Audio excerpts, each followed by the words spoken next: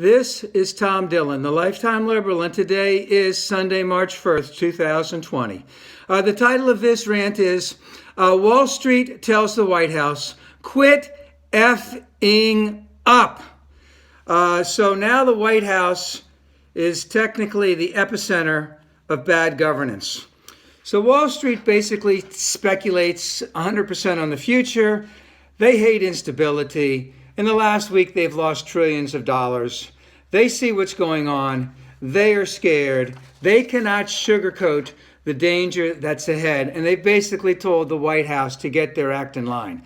Because businesses, local governments, state governments, they rely on the federal government. If we just talk about natural disasters, they rely on the federal government in terms of help in natural disasters, hurricanes, tornadoes, floods, droughts. And of course, we have man-made disasters, the housing crisis, the auto bailout, the Great Recession of 2008. We rely on the federal government. Remember, the federal government bailed out Wall Street in all of this.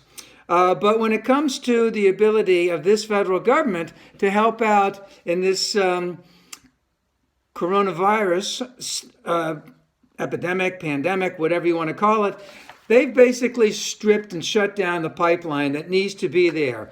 It needs to be rebuilt. It needs to be rebuilt very, very quickly. But there's a real problem with that. And that is that at the head of this federal government, with Trump all the way down, there are incompetent sycophants who have no idea what good governance is and how good governance works and how to rebuild that pipeline quickly, efficiently, and effectively. And that's why they had the presser yesterday. They needed to stop the bad news from coming out. They wanted to get ahead of it after they've already been so far behind of it. But in essence, in a lot of ways, it wasn't reassuring whatsoever. Because the president talked about how many masks they could make within a month. BFD, that was a stupid example. That was at the lowest end of what they were going to do. How is the federal government going to basically, dramatically go in and isolate and stop the spread of this disease as quickly as possible? They did not say how they were going to do that. They did not say that they were going to ask for, let's say, $8 billion in funding, which both Democrats and Republicans feel is much more of what we need, as opposed to $2.5 trillion that Trump and them asked for, while at the same time not asking for a clean bill, but wanted to basically take away hundreds of millions of dollars in home heating oil, let's just say credits for the poor, to pay for this. So they didn't even ask for an increase in funding. They didn't ask for a clean bill of health. They didn't say how they were going to quickly isolate and stop the spread of this disease. So basically everything yesterday was basically a con job. We're on top of it.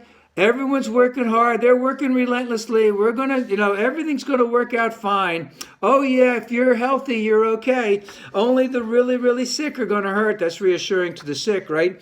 But they still do not have any idea of what they are doing. So this psych war is to try to claim competence.